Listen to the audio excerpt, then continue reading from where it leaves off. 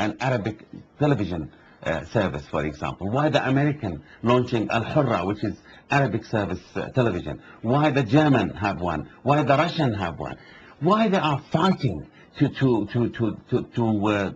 deceive and change the Arab mentalities and Arab masses, the future Arab masses, because they knew that there is a movement in the streets to reject these regimes, to revolt against it, and they want to suppress it by different means, including the media itself. Abdul, what about the regimes themselves? If there becomes clear evidence of a gathering real revolution in the making, are they smart enough to change course, to survive, even if that would mean them becoming not anti-American, but not doing America's bidding and being more serious about challenging Israel? Are they serious enough, smart enough to do that, or would they just go for more and more brutal repression? I don't believe the Arab regimes want the change or the reforms, simply because it is too late for them. The whole regimes are corrupt. If a regime is there for 30 years, like the regime in Egypt, for example, you cannot change the regime simply because there is a huge class, a huge entourage of corruption. I can see some signs of revolt in the Arab world. I can see people are really worried, and they start to express their dissatisfaction in different means. Now, you cannot control the media the way they used to control. Now you have the internet. Now you have the revolution of communications. Now you have the blogs there. So people start to move, start to make the technology, communication technology, to their own advantages. So there are signs, but I'm not a fortune teller. I cannot tell when the masses will go into the streets and asking for changes. Abdul, if there is no resolution of the Palestine problem on terms that the vast majority of Palestinians, most Arabs and Muslims everywhere could accept, do you think that the combination of Western support for Israel, right or wrong, plus the radicalization of the Arab and Muslim world, could make a clash of civilizations, Judeo-Christian v. Islamic, really possible?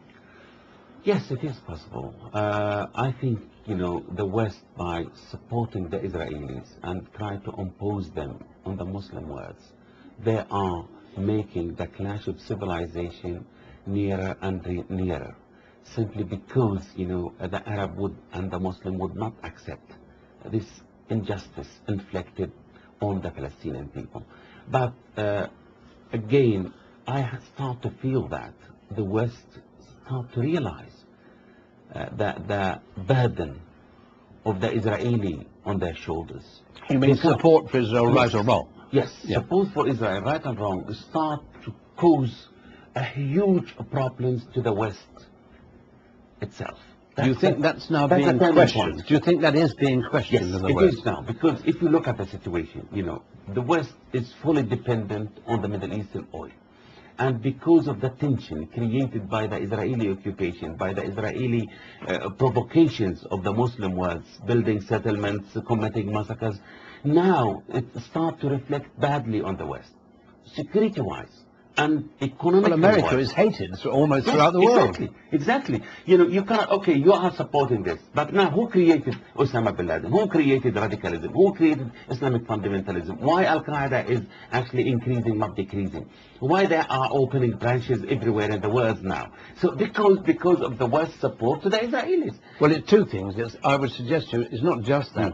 It's Western foreign policy in general, but in particular, it is support for the Zionist state of Israel, right or wrong. That is the cause of the radicalization. So we can say, can we not, that President Bush with Blair, were the best recruiting sergeants for militant Islam and violent Islamic fundamentalism, yes? Yes. Osama bin Laden told me that. When I interviewed him in Tora Bora in November 1996, he told me that we need leaders like Blair and Bush. You mean he couldn't believe his luck that the West was Yes. led by such stupid men? He said, you know, we need these American foreign policies, unjust American foreign policies, in order to mobilize people against the West. And he succeeded. You know, in 2001, in October 2001, when the Americans bombed Tora Bora and Afghanistan, you know, the sympathy with Al-Qaeda was very, very limited.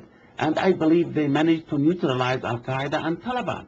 And there was a huge sympathy in the Arab and the Muslim world for the victim of the World Trade Center. But what happened? Because of this stupidity of Tony Blair and President Bush and the invasion of Iraq, Al-Qaeda, it was rejuvenated, it was recreated again and re-strengthened by this unjust and stupid foreign policies. And you can see there is Al-Qaeda in Saudi Arabia, Al-Qaeda in Iraq, Al-Qaeda regrouping again in Afghanistan, Al-Qaeda in North Africa, Al-Qaeda in Europe, Al-Qaeda in Somalia, Al-Qaeda soon in Lebanon. So it is now everywhere because of these stupid foreign policies. And, you know, and again, because of this support, strong support to the Israeli, right and wrong. You know, London streets were bombed. Madrid was bombed. But Madrid train station were bombed. So that's the problem.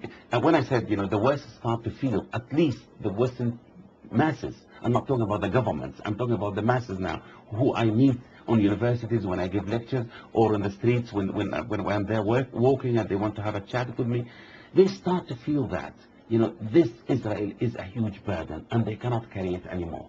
So I believe this could be the turning point in the history of the Zionist movement. But the problem is, as you mentioned, and rightly in the beginning of this program, we don't have Arab regimes to capitalize on this.